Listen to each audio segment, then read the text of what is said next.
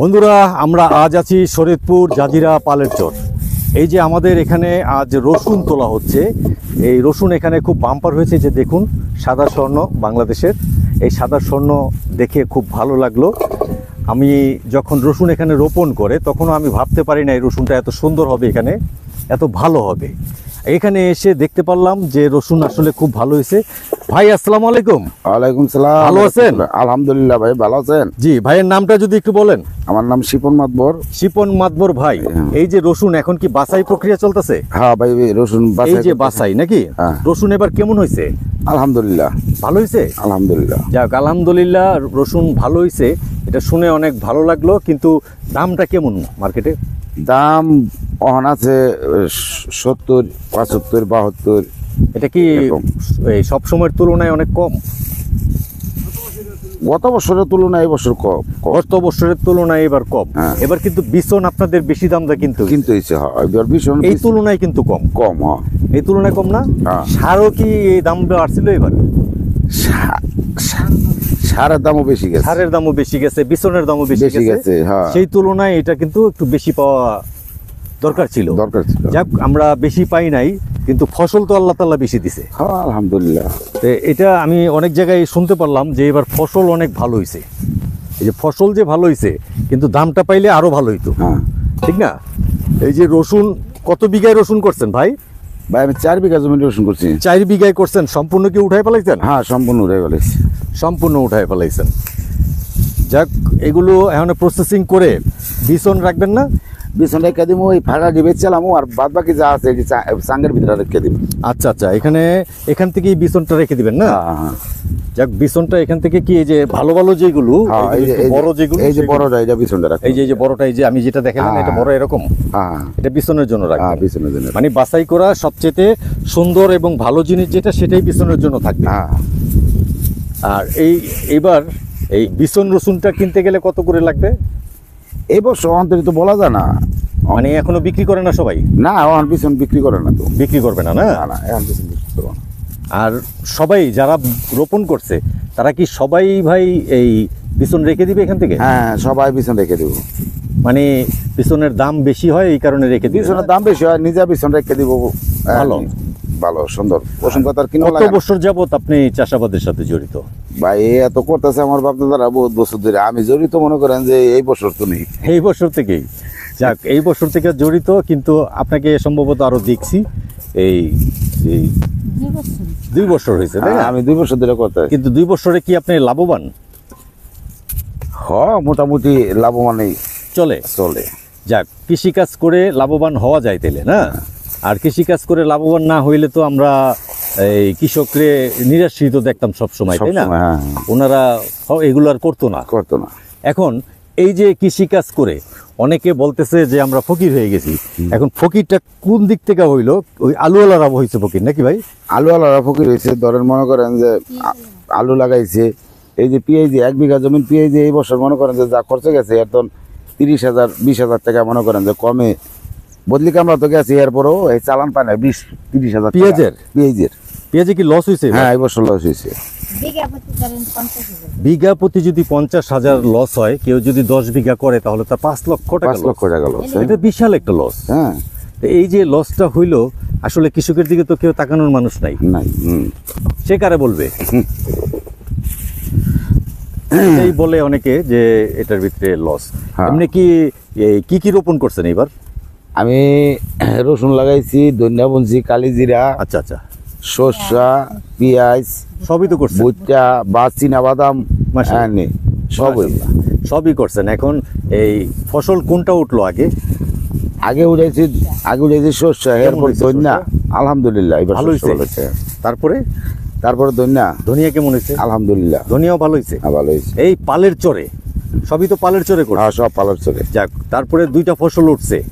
আর এটা নিয়ে কি 3 নম্বর ফসল? হ্যাঁ, এটা 3 নম্বর ফসল। এই 3 নম্বর ফসলও মোটামুটি ভালোর দিকে। যাক, আল্লাহ ভালোর দিকে এই নেওয়াটাই উত্তম। আমি মনে করি যে আল্লাহর কাছে শুকরিয়া আদায় করি আমরা। আর এই যে মরিচ দেখা যাচ্ছে ভাই, মরিচ কি রোপণ করছিলেন? হ্যাঁ, মরিচ রোপণ। মরিচও রোপণ করছেন? আমার মরিচ খেতে এই যে এখানে না? হ্যাঁ, এই যে মরিচ ক্ষেতটা বন্ধুরা দেখাচ্ছি। আর এখানে যে রসুনগুলো, এগুলো রোদ্রে দেওয়া হয়েছে, শুকানোর জন্য, রসুন শুকাইতে হয়, না শুকাইলে রসুন সমস্যা হয়, পচে যায় না। তো এই জায়গায় মরিচ কেমন পাইছেন ভাই? মরিচ অন্তত সিঁড়ি নাই, আলহামদুলিল্লাহ মরিচ ভালো হয়েছে। মরিচও ভালো হয়েছে। এই বৃষ্টিটা হইলে কি আরো ভালো হইতো না? বৃষ্টি হলে ভাই আরো ভালো হইতো, আরো ভালো হইতো না। এই বৃষ্টির আশায় সবাই রয়েছে, সবাই অনেক রয়েছে। কৃষকরাই বলতেছে যে ভাই বৃষ্টিটা হইলে। এরা দেখাতে 3-4 করে পানি দেওয়া হয়েছে, বৃষ্টি হলে মনে করেন একবারও পানি লাগতো না। পানি লাগতো না। এই রসুন খেতে কি পানি দিছিলেন? হ্যাঁ, একবার পানি দিছি। এটা কি ডিপ বসাই নিছেন নাকি? না, ওই নদী থেকে দিছি, আবার ডিপ আছে, এই যে ডিপ। আচ্ছা আচ্ছা, ডিপও আপনাদের আছে নাকি?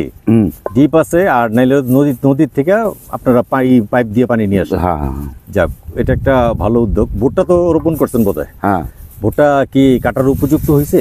না, কাটার উপযুক্ত নেই, ওই যে সামনে ভুট্টা দেখা যায়। আচ্ছা, আর আরেকটা প্রশ্ন করি ভাই, সেটা হলো এই বাইরের অনেক উদ্যোক্তারা এখানে আইসা ফসল করতে চায় এই আপনাদের মতো, কারণ তারা দেখা যায় ইট দেওয়াল পাথরে থাকতে থাকতে তাদের আর ভাল লাগে না, এখন বলে কি বয়স হয়েছে চলেন কৃষিকাজ করি। কারণ কৃষিকাজ করতে আসতে চায়, তারা কি এখানে আসলে জায়গা জমি নিতে পারবে? পারবো ভাড়ায়? হ্যাঁ, খাজনা এলো দিব। সেটা কি আপনাদের সাথে যোগাযোগ করলে নেওয়া যাবে? হ্যাঁ, যাইবো ইনশাল্লাহ। ইনশাল্লাহ। যোগাযোগ করলে। এখানে কি এমনি অন্য কোনো সুবিধা অসুবিধা, মানে মারামারি হাঙ্গামা না না না, হয় এখানে? কোনো জায়জামেলা নাই। প্রতারিত হওয়ার কোনো সম্ভাবনা থাকে? না না না, কোনো জায়জামেলা নাই এখানে, কোনো চাঁদাবাজি নাই, কিছু নাই, কোনো জায়জামেলা নাই। এইদিকে ঠিক আছে না? এদিকে চর বলতেই বুঝতাম আগে যে দাঙ্গা হাঙ্গামা একসময় মারামারি হইতো, এক সময় হয়তো এখন এগুলো হয় না। এখন কি এটা মানুষ সভ্য হয়ে গেছে আমরা বোধহয়? মানুষ মনে করেন মানুষের টাকা পয়সা হয়ে গেছে, মানুষ দেখবেন টাকা পয়সা যদি হয়ে যায় তো মানুষের কলম সব জিনিস ভুলে যায়। ভুলে যায়, রাইট। হ্যাঁ, এরকমই হয়েছে বোধহয় না? তাই আমি এই যে আজকে 1-1.5 বছর যাবত এখানে আসি, আমিও কখনো এখানে কোনো গ্যাঞ্জাম ফ্যাসাদ মারামারি দেখি নাই। তা আসলে কি পালর চরের মানুষ ভালো? আমাকে আরো অনেক চরের লোকেরা প্রশ্ন করে যে আপনি যেতগুলো চরে গেছেন কোন চরটা আপনার জন্য বেস্ট। আমি একমাত্রই বলি ভাই পালের চরটা বেস্ট, বুঝছেন? এই কারণে বলি যে এখানে আমি অসুবিধা দেখি নাই, মানুষ মোটামুটি ভালো পাইছি আর কি। তা তারা যদি বাইরে থেকে আইসা এখানে করতে চায় তাদের জন্য সেফটি আছে। হ্যাঁ, সেফটি আছে না? আর সুবিধা অসুবিধায় পড়লে তো সেটা আপনারাই দেখবেন ইনশাল্লাহ। যেরকম আপনারা মাতবর বংশের লোক, আপনারা এখানে এই দেখাশোনা করেন, এগুলো তো দেখবেন আপনারা নাকি? ধরেন আঙ্গ এই চর লতিফ মাতবর, আঙ্গ বরকত মাতবর, আচ্ছা, সব হেরা মনে করেন ভাই পবিত্রা দেয়।